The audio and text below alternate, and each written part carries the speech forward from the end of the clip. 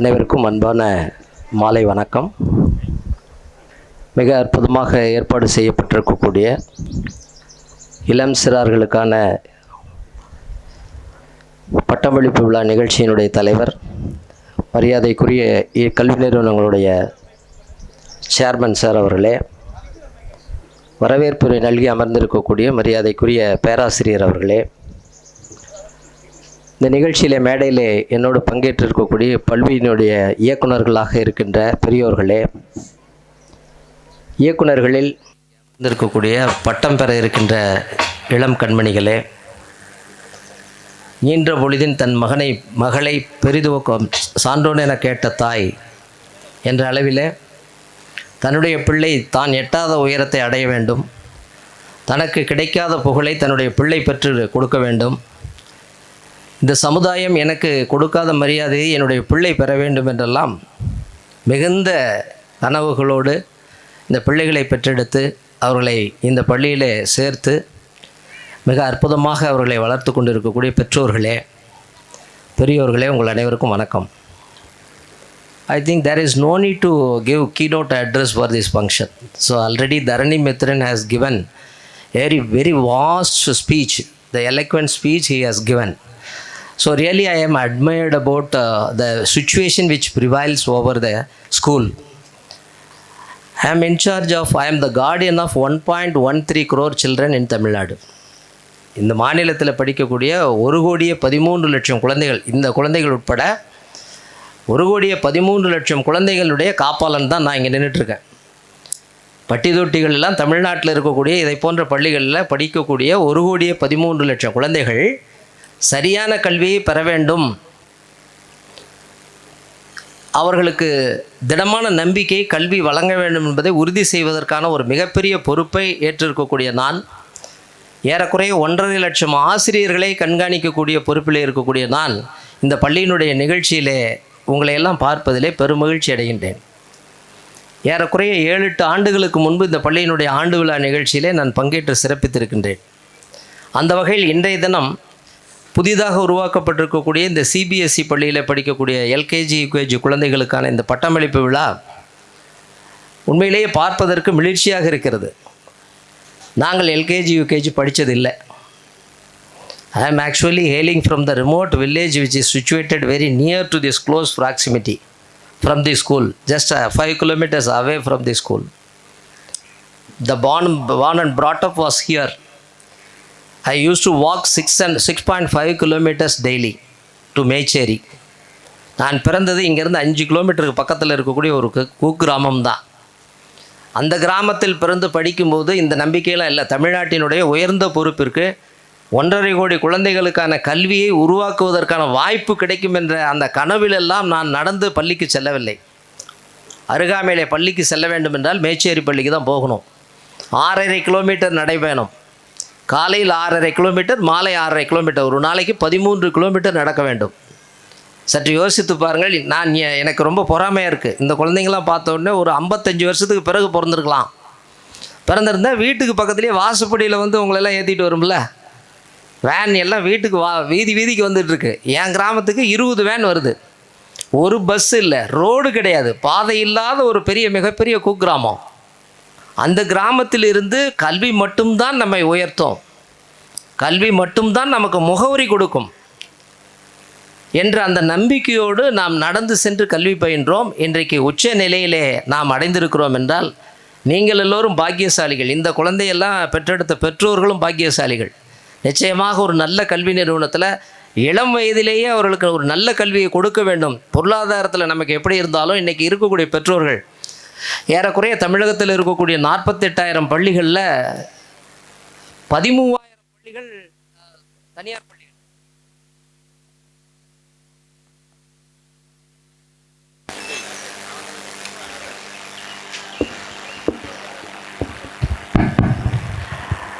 தமிழ்நாட்டில் இருக்கக்கூடிய பள்ளிக்கூடத்தில் 48,000 பள்ளிகளில் 13,000 பள்ளிகள் தனியார் பள்ளிகள்.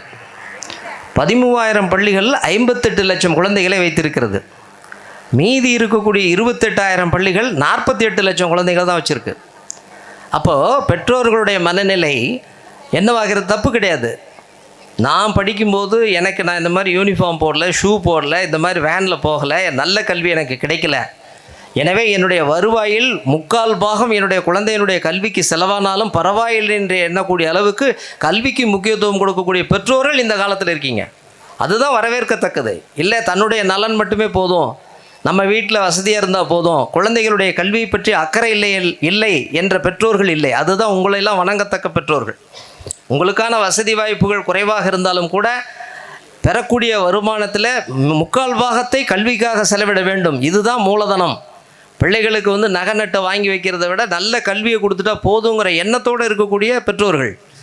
இதுதான் வரவேற்கத்தக்க விஷயம். ஏன்னா வேறு ஒன்றில் நம்ம நிலம் வாங்கி வைக்கலாம், நகை வாங்கி வைக்கலாம் பிள்ளைக்கு அப்படின்னு சொல்லிட்டு சரியான கல்வியை கொடுக்கவில்லை என்றால் இவருடைய எதிர்காலம் சூன்யமாயிடும். இன்றைக்கு உலக அரங்கில் யாருக்கு மரியாதைன்னா நல்ல கல்வியும் நல்ல ஒழுக்கமும் இருப்பவனுக்கு மட்டும்தான் மரியாதை. பணம் காசை வச்சுருக்கிறதுனால மரியாதை இல்லை. நீங்கள் குட்டப்பட்டி பிரிவு ரோட்டில் நிறைய 500 ரூபாய் நோட்டு கட்டை வச்சுக்கிட்டு நின்றுட்டுருக்கிற ஆளாக நின்றுட்டு இருந்தாலும் 2 பேர் எல்லாத்தையும் கையெடுத்து வணங்கிட போகிறதில்ல, வணக்கம் அப்படின்னு சொல்ல போகிறதில்ல. ஆனால் நிறைய நகை நட்டை போட்டு நின்றுட்டுருக்கிற அம்மாவை பார்த்து வணக்கம்னு சொல்லிட போகிறதில்ல. ஆனால் எந்த ஆடம்பரமும் இல்லாமல் அமைதியாக நின்று கொண்டு இருக்கக்கூடிய ஒருவரை போவோர் வருவோரெல்லாம் 2 கையையும் எடுத்து வணக்கம் என்று வணங்குவார்கள். ஏன் இந்த வணக்கம்? அவரிடம் இருக்கக்கூடிய படிப்பு. கல்விக்குத்தான் மரியாதையை தவிர பணம் காசு நிறையா வச்சுருக்கிறதுனால அவன்கிட்ட இருக்கிற பணம் நமக்கு என்னப்போ வரப்போகுது என்று ஒதுங்கி செல்வார்கள். எனவே இன்றைய காலகட்டத்தில் எதற்கு மரியாதை என்றால் ஒருவரிடம் கல்வி இருந்தால் மட்டும்தான். அதோடு கூட இன்றைக்கு அதிகம் இருக்க வேண்டியது ஒழுக்கம்.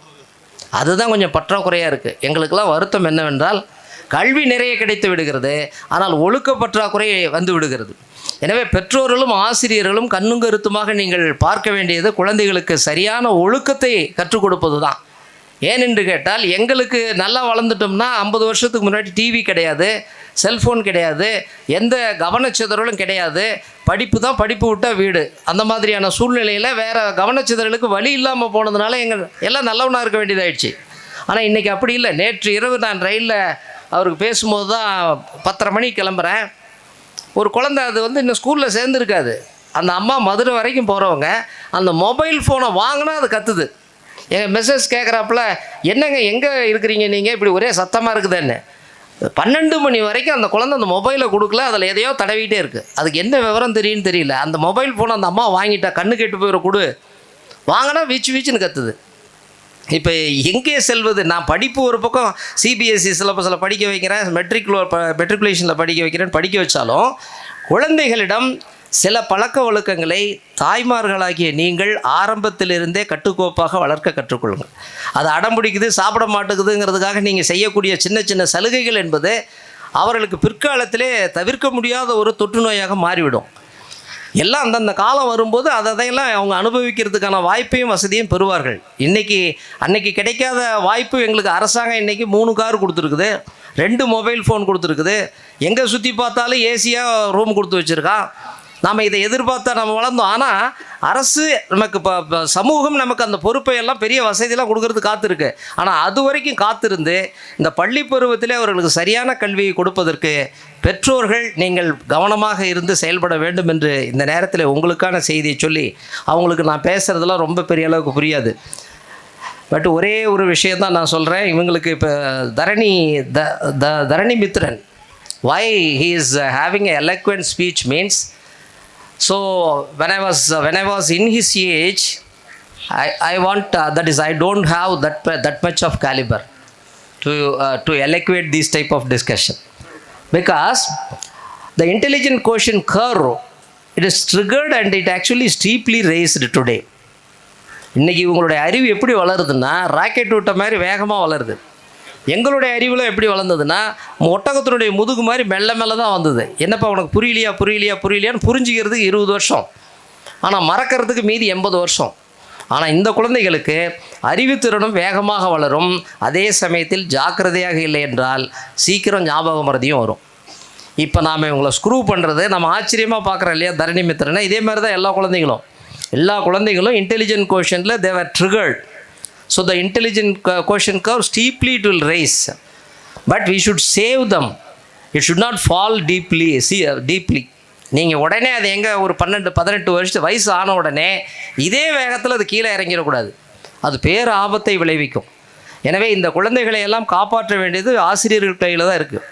நீங்கள் அவங்களுக்கு ஞாபகத்திறனை ரீட்டைன் பண்ணுறது எப்படிங்கிறதுக்கான மாதிரி நீங்கள் உங்களுடைய கற்பித்தல் முறையை வைத்து கொண்டால்தான் வாழ்நாள் முழுக்க அவர்கள் கற்றுக்கொண்டதை அவர்கள் பயன்படுத்துவதற்கு பயன்படும். இல்லைன்னா எம்பிபிஎஸ் செகண்ட் இயர் படிக்கும்போது வீட்டுக்கு அழுதுட்டு வரான், எனக்கு எல்லாமே மறந்து போச்சு, படிக்கிறதெல்லாம் ஞாபகத்தில் இல்லை. ஏன்? Steep fall in intelligent quotient curve. Intelligent quotient curve சீக்கிரமாக கீழே வந்துடுது. என்னென்ன தெரியலப்பா, ப்ளஸ் டூவில் அவ்வளோ நல்லா படித்தேன், நல்லா மார்க் வாங்கினேன், ஆனால் 2வது வருஷம் எம்பிபிஎஸ் படிக்கும்போது என்னால் எதையுமே ஞாபகம் வச்சுக்க முடியலங்கிறான், இன்ஜினியரிங்கில் ஞாபகம் வச்சுக்க முடியலங்கிறான். இந்த மாதிரி ஆபத்தை அது விளைவிக்காத வகையில் நம்மளுடைய குழந்தைகளை நாம் பாதுகாக்க வேண்டும் என்பதை இந்த பட்டமளிப்பு விழாவிலே தெரிவித்து, நான் 23 வருஷம் ஆகும்போது தான் பட்டம் வாங்கினேன். ஆனால் இவன் இன்றைக்கி 3.5 வயசில் பட்டம் வாங்குறான். அதுதான் சேர்மன் செஞ்சுருக்கிற இது போர்ட் ஆஃப் டைரக்டர் செஞ்சுருக்கிறதுலாம் என்னென்னா 3.5 வயசில் பட்டமளிப்பு விழா கொடுத்துறீங்க. இந்த மாதிரிலாம் நான் ஃபோட்டோ எடுக்கிறது 23 வருஷம் ஆச்சு. அதுக்கு பிறகு தான் அடுத்தடுத்த பட்டங்கள்லாம் பிஹெச்டி பட்டம் வாங்குற வரைக்குமே நாங்கள் ரொம்ப வயசான பிறகு. ஆனால் earlier that you are laurelled, you are crowned, you are adorned. So you are all lucky people. நீங்கள்லாம் நல்லா வளர்ந்து நாட்டுக்கும் உங்களுடைய பெற்றோர்களுக்கும் இந்த பள்ளிக்கும் இந்த ஊருக்கும் பெருமை சேர்க்க வேண்டும் என்று சொல்லி உங்களையெல்லாம் வாழ்த்தி, அற்புதமான இந்த நிகழ்வுக்கு ஏற்பாடு செய்திருக்கக்கூடிய பள்ளியினுடைய நிர்வாகம், சேர்மன், டைரக்டர்ஸ், ஆசிரியர் பெருமக்கள் உங்கள் அனைவருக்கும் என்னுடைய வாழ்த்துக்களை தெரிவித்து, எதிர்காலத்திலே நல்ல படிப்பும் நல்ல ஒழுக்கமும் இருந்து நீங்கள் நடந்து போனீங்கன்னா, வீதியில் நடந்து போனீங்கன்னா அவர் போகிறாருன்னு சொல்லுவாங்க. எல்லாம் ஆணாக இருந்தாலும் பெண்ணாக இருந்தாலும் அவர் தான் நடந்து போகிறாருன்னு சொல்லுவாங்க. இல்லை ஒழுக்கத்துலேயும் கல்வியிலையும் கொஞ்சம் கம்மின்னா அவன் தான் போகிற மாதிரி தெரியுதுமா, அவன் தான் அப்படிம்பாங்க. இல்லை பெண்ணாக இருந்தால் அவள் தான், மரியாதை குறைஞ்சி போச்சு. இல்லை ஒழுக்கத்துலேயும் கல்வியிலையும் ரொம்ப மோசம், அதுதான் தெரியுதுமா. அதுன்னு எதை சொல்லுவான்? நாய், கழுதை, குதிரை. அப்போ ஒழுக்கத்துலேயும் கல்வியிலையும் சரியில்லைன்னா அதுன்னு சொல்லிடுவான். அப்போ இந்த பள்ளியிலே படிக்கக்கூடிய குழந்தைகள் அத்தனை பேரும் அவர் என்று அழைக்கக்கூடிய அடைமொழிக்கு உரியவராக வாழ வேண்டும், வளர வேண்டும் என்று வாழ்த்தி விடைபெற்றுக் கொள்கிறேன். நன்றி, வணக்கம்.